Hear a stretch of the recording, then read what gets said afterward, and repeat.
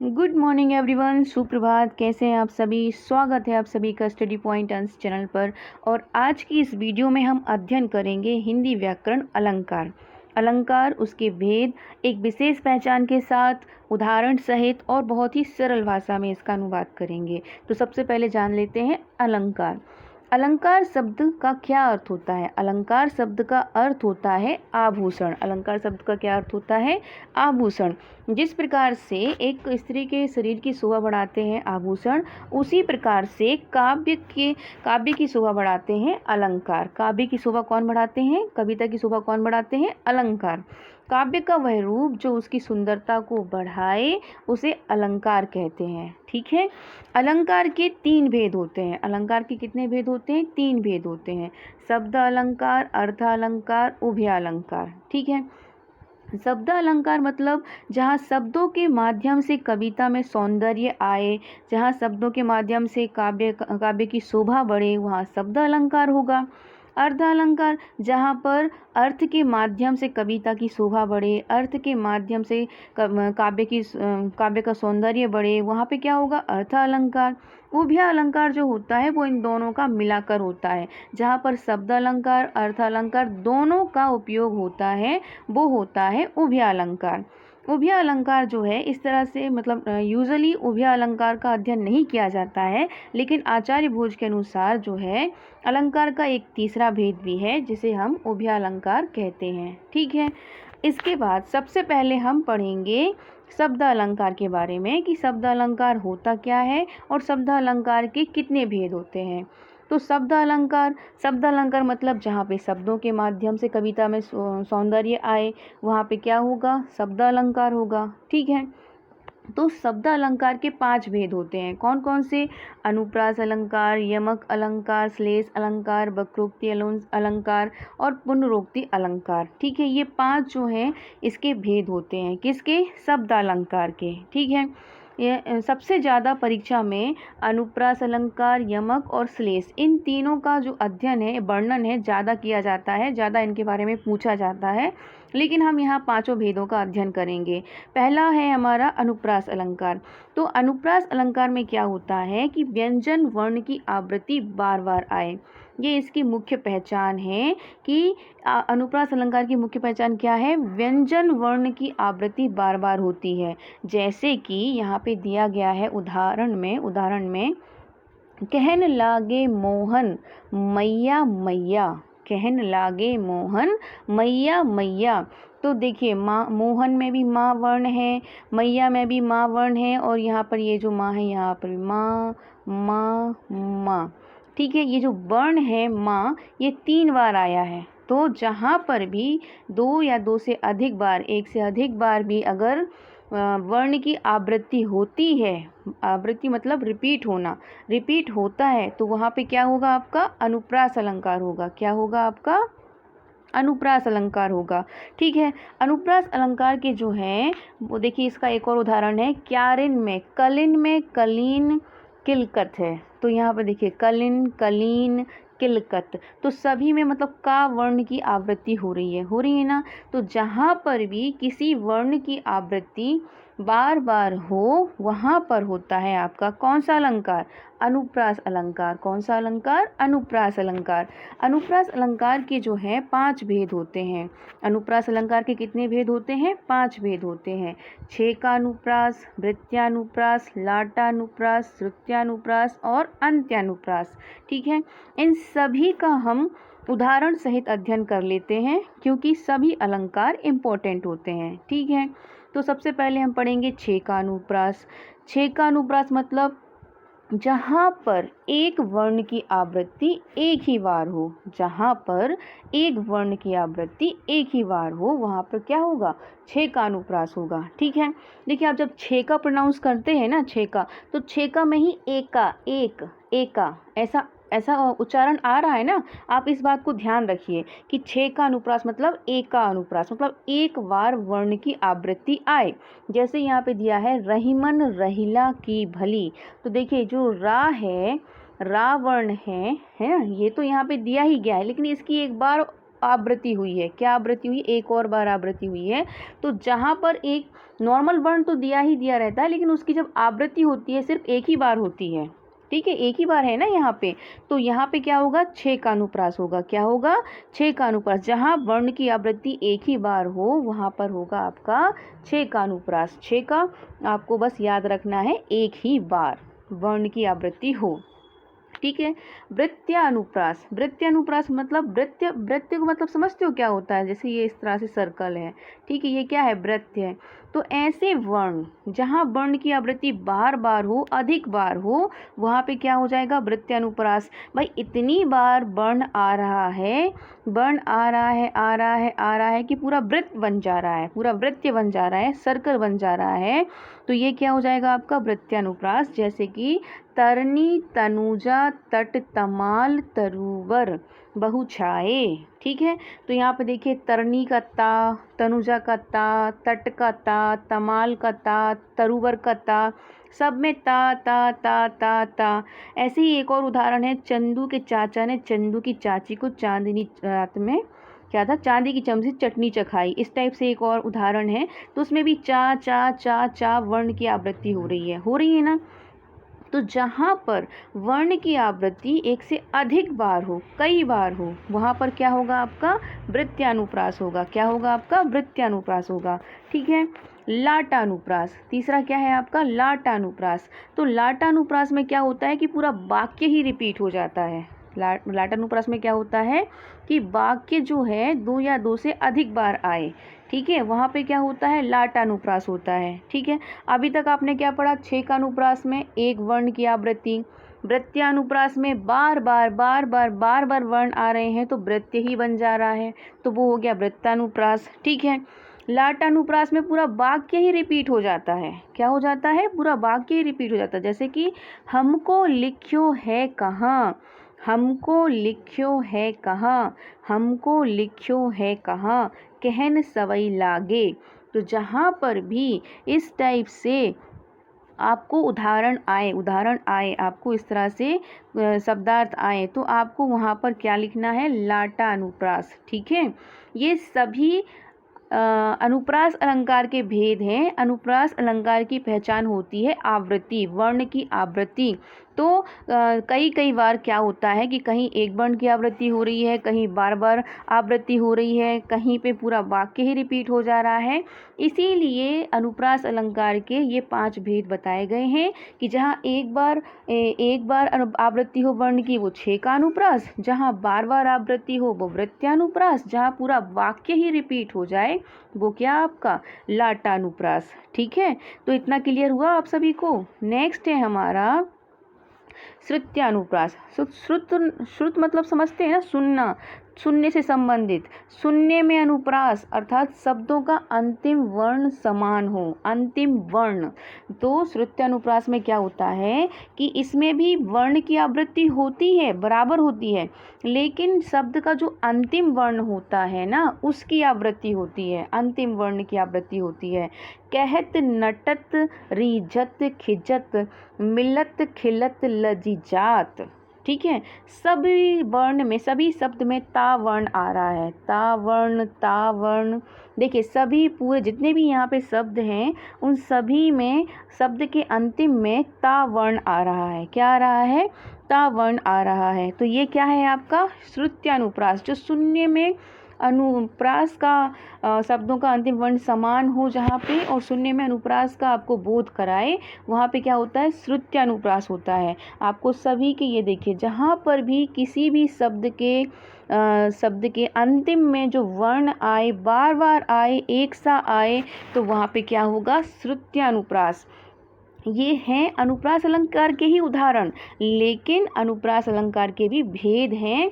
तो उन्हीं भेदों में श्रुत्यानुप्रास जो है वो 4th नंबर पे है, जिसमें बताया गया है कि शब्द के अंतिम वर्ण जब एक समान होते हैं, बार बार होते हैं, तो वहाँ पे क्या होता है? श्रुत्यानुप्रास होता है। सुनने में आपको आभास होता है, एक गीत सा लगता है। कहत नटत रीझत खिजत मिलत खिलत लजीजात, है ना, एक राइम टाइप की बन गई ना। तो यहाँ पे क्या हो जाएगा? आपका श्रुत्यानुप्रास हो जाएगा। क्या हो जाएगा? श्रुत्यानुप्रास हो जाएगा। नेक्स्ट है और लास्ट है अनुप्रास का भेद हमारा अंत्यानुप्रास। क्या है? अंत्यानुप्रास। अंत, अंत मतलब समझते हैं ना, एंड, END, एंड। तो अंत में आया हुआ अनुप्रास, जहाँ पंक्तियों का अंतिम शब्द तुकबंदी वाला हो। तुकबंदी समझते हो ना, जैसे कि खाया, गाया, पाया, लाया, ठीक है, आना, जाना, खाना, ये क्या है? तुकबंदी वाले शब्द हैं। तो इसमें क्या होता है, इस वाले अनुप्रास अलंकार, इस वाले अलंकार में क्या होता है कि लास्ट के जो शब्द होते हैं ना, लास्ट के जो शब्द होते हैं वो क्या होते हैं? तुकबंदी वाले होते हैं। जैसे कि नाथ शंभु धनु वंज निहारा, नाथ शंभु धनु वंज निहारा, होई है कोई एक दास तुम्हारा। तो यहाँ पे भी देखिए हारा, हारा मतलब ये वंज निहारा है, यहाँ तुम्हारा है, और ये जो लास्ट के शब्द हैं ये ऑलमोस्ट एक जैसे हैं, हारा, हारा, है ना, एक जैसे। तो जहाँ पर आपको ये वाक्य को पढ़कर ये मालूम हो कि जो अंत के शब्द हैं वो तुकबंदी वाले हैं। कैसे हैं? तुकबंदी मतलब मिलते जुलते वाले हैं, वहाँ पे क्या होगा?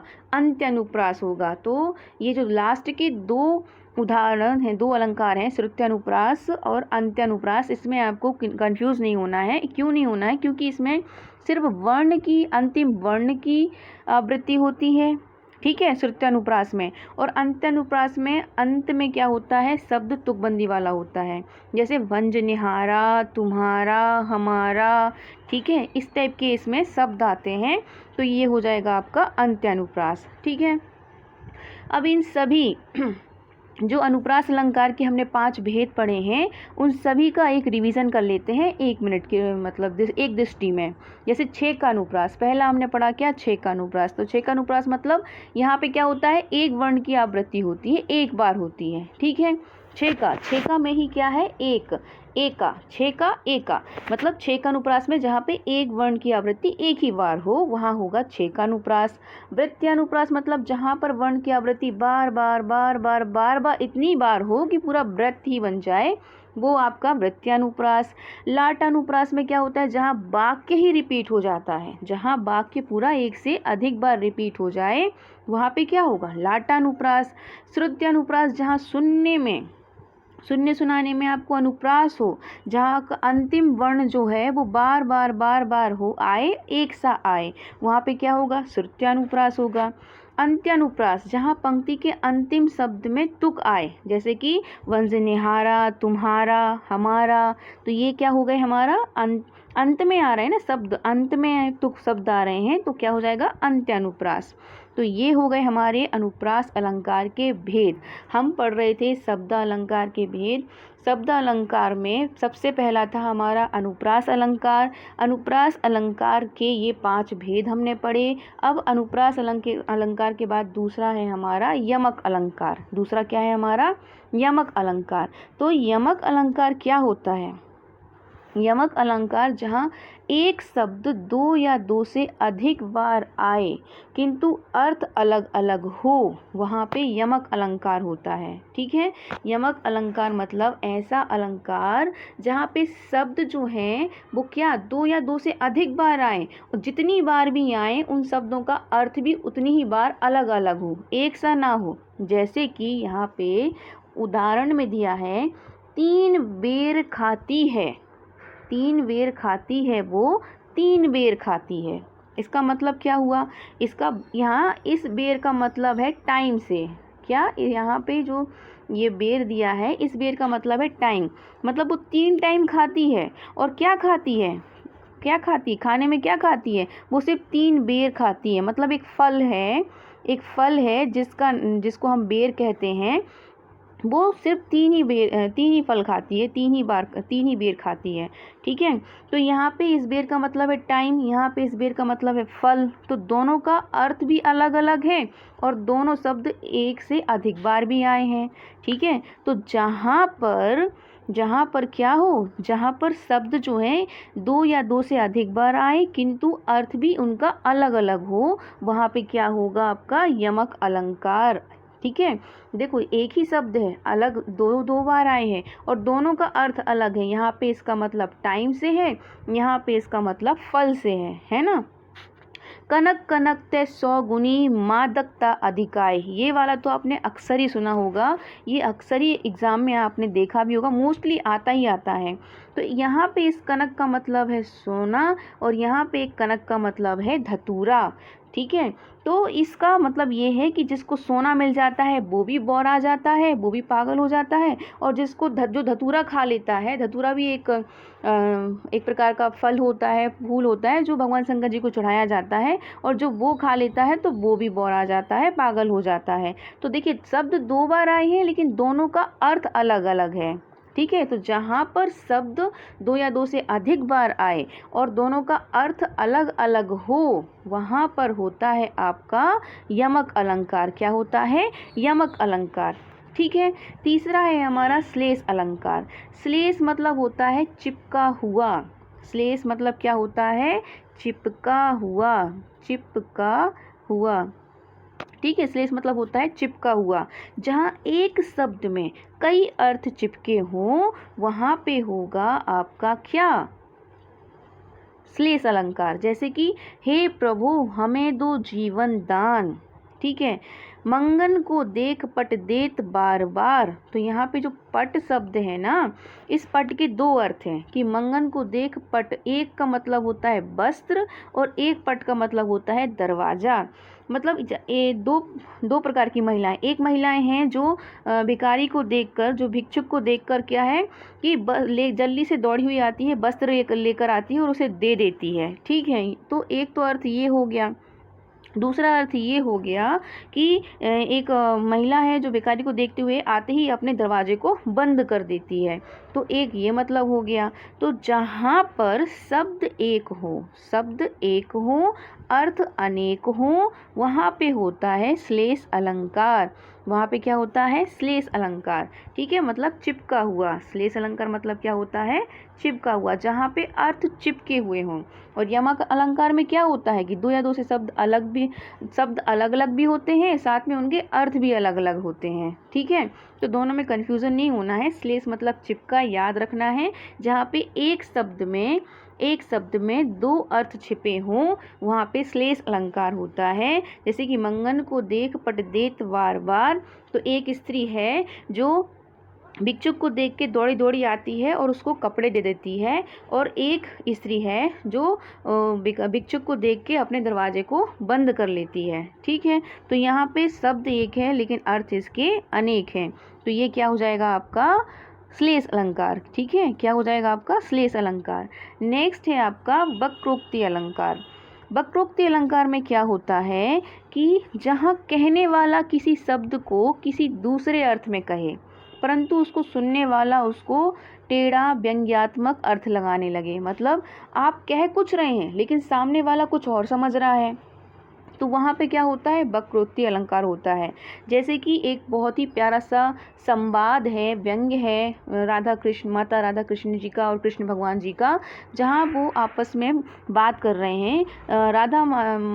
जो राधा जी हैं, राधा माता जी हैं जो अंदर हैं दरवाजे के, तो बाहर जो है कृष्ण भगवान जी हैं वो जाते हैं दरवाजे पर, पूछते हैं और वो नॉक करते हैं, दरवाजे को ठोकते हैं। तो राधा जी कहती हैं द्वार पर को, तो कृष्ण जी आंसर देते हैं प्रिय हरि, प्रिय हरि। तो राधा जी समझती हरि मतलब क्या होता है? हरि मतलब बंदर भी होता है, लेकिन हम भगवान श्री कृष्ण को हरि भी कहते हैं, तो वो अपने आप को हरि कह के बुला रहे हैं। लेकिन राधा जी क्या समझ रही हैं कि तरु शाखा जाहू, तो तुम तरु शाखा जाहू, तो तुम शाखा पे जाओ, यहाँ क्या कर रहे हो दरवाजे पे? शाखा पे जाओ। तो जो श्री कृष्ण जी हैं वो जवाब देते हैं प्रिय मधुसूदन, मतलब वो कह रहे हैं कि मैं जो हूँ मैं मधुसूदन हूँ आपका।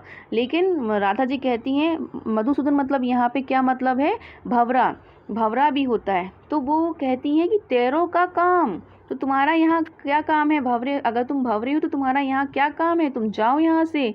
तो इन दोनों का आपस में संवाद चल रहा है जो केशवदास जी के द्वारा लिखा गया है कि राधा जी कुछ कह रही हैं श्री कृष्ण भगवान जी कुछ कह रहे हैं, राधा जी कुछ समझ रही हैं।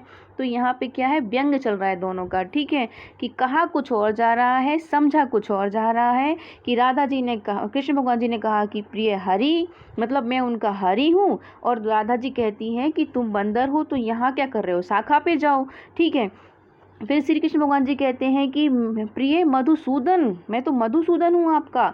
तो राधा जी कहती हैं अरे तुम भंवरा हो तो यहाँ क्या कर रहे हो, यहाँ आपका क्या काम है, आप जाओ यहाँ से, है ना। तो यहाँ पर क्या हो रहा है कि संवाद हो रहा है, व्यंग हो रहा है। तो इस टाइप के अगर उदाहरण आते हैं तो इस टाइप के जो उदाहरण है वो क्या कहलाएंगे, वक्रोक्ति अलंकार। जहाँ बात करके, संवाद करके, बातों को कहा कुछ जाए, समझा कुछ जाए, वहाँ पे होता है वक्रोक्ति अलंकार। ये डिफरेंट ही होते हैं, इसके जो उदाहरण होते हैं वो थोड़े बड़े बड़े होते हैं और थोड़े डिफरेंट ही होते हैं। तो आप इनको देखकर ही समझ जाएंगे कि ये वक्रोक्ति अलंकार है, ठीक है। नेक्स्ट है हमारा पुनरोक्ति अलंकार। क्या है, पुनरोक्ति अलंकार।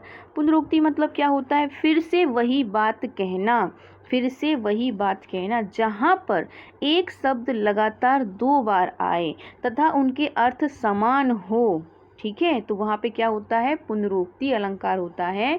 पुनरोक्ति मतलब फिर से वही बात कहना, जैसे कि धीरे धीरे, ठीक है, धीरे धीरे, आगे आगे, ठीक है, पीछे पीछे, कोई सा भी शब्द हो, कोई सा भी शब्द हो, बस 2 बार रिपीट हो और दोनों का मतलब एक ही हो, कि धीमे धीमे, धीमे मतलब स्लोली स्लोली, ठीक है। तो कोई से भी शब्द जो 2 बार आए और उनका अर्थ बिल्कुल समान हो, वहाँ पे कोई अंतर ना हो उनमें, तो उसे क्या कहते हैं, पुनरोक्ति अलंकार कहते हैं। वहाँ पे क्या होगा, आपका पुनरोक्ति अलंकार होगा, ठीक है, फिर से वही बात कहना। तो जैसे सिंपल शब्द हैं, आप इस टाइप के जो शब्द आए, योजक वाले शब्द आए, सिंपल शब्द आए, तो वहाँ पर रिपीट हो जाए, जब रिपीट हो जाए वो शब्द तो उनका अर्थ भी एक ही हो, तो वहाँ पे क्या होगा, पुनरोक्ति। पुनरोक्ति मतलब कि रिपीट हो रहा है, मतलब पुनः पुनः बोली जाने वाले शब्द, पुनः बोले जाने वाले, पुनरोक्ति, ठीक है। तो क्या हो जाएगी आपके वहाँ पे, पुनरोक्ति अलंकार हो जाएगा। तो आई होप ये अलंकार आपको समझ में आए हों। यहाँ पर हम एक बार उन सभी अलंकारों का एक दृष्टि में रिवीजन कर लेते हैं। जैसे कि हमने अनुप्रास अलंकार, शब्द अलंकार के भेद पढ़े। शब्द अलंकार के भेद में पहला था हमारा अनुप्रास अलंकार, दूसरा था यमक, तीसरा है श्लेष, चौथा वक्रोक्ति, पांचवा पुनरोक्ति।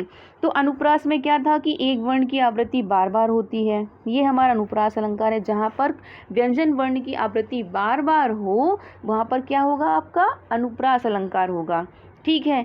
जहाँ पर शब्द 2 या 2 से अधिक हो लेकिन और साथ में अर्थ भी अलग अलग हो, ठीक है, शब्द भी 2 बार हो, 2 से अधिक बार हो और अर्थ भी अलग अलग हो, जैसे कनक कनक, ठीक है, तो वहाँ पे क्या होगा, आपका यमक अलंकार होगा, ठीक है। श्लेष मतलब चिपका हुआ, जहाँ शब्द एक होता है लेकिन अर्थ उसके अलग अलग होते हैं, उसमें अर्थ चिपके हुए होते हैं, तो वहाँ पे क्या होता है, श्लेष अलंकार। जैसे कि पट, मैंने बताया ना, पट, पाट पट मतलब दरवाजा भी और वस्त्र भी, ठीक है। ऐसे ही अंबर, अंबर का मतलब क्या है, अंबर का मतलब वस्त्र भी, आकाश भी, ठीक है। सीधे सीधे यहाँ पे अनेकार्थी जो होते हैं ना, अनेकार्थी शब्द जो होती हैं उनका प्रयोग होता है श्लेष अलंकार में, ठीक है। तो ये हो जाएगा आपका श्लेष अलंकार। वक्रोक्ति अलंकार, जहाँ पे कहा कुछ जाए, समझा कुछ जाए, अर्थ कुछ और निकाला जाए, जहाँ पे व्यंग हो, संवाद हो, आपस में बातचीत हो, वो क्या हो जाएगा, आपका वक्रोक्ति अलंकार हो जाएगा, ठीक है। लास्ट आपका पुनरोक्ति, पुनः उक्ति मतलब पुनः रिपीट होने वाली, मतलब एक शब्द 2 बार आए और दोनों ही बार उसका अर्थ एक सा हो, अर्थ क्या हो, समान हो, अर्थ क्या हो, समान हो, ठीक है। अर्थ अगर समान है तो वहाँ पे क्या होगा, पुनरोक्ति अलंकार होगा। जैसे धीरे धीरे, ठीक है, पीछे पीछे, आगे आगे, ये सब क्या है आपके पुनरोक्ति अलंकार। तो ये थे हमारे शब्द अलंकार के भेद। अर्थ अलंकार के भेद के लिए मैं अलग से वीडियो बनाऊंगी। आज के लिए बस इतना ही। अगर आपको ये वीडियो अच्छी लगी है, आपको ये अलंकार समझ में आए हों, तो please like, share and subscribe my channel and thank you so much. आज के लिए बस इतना ही, बाय।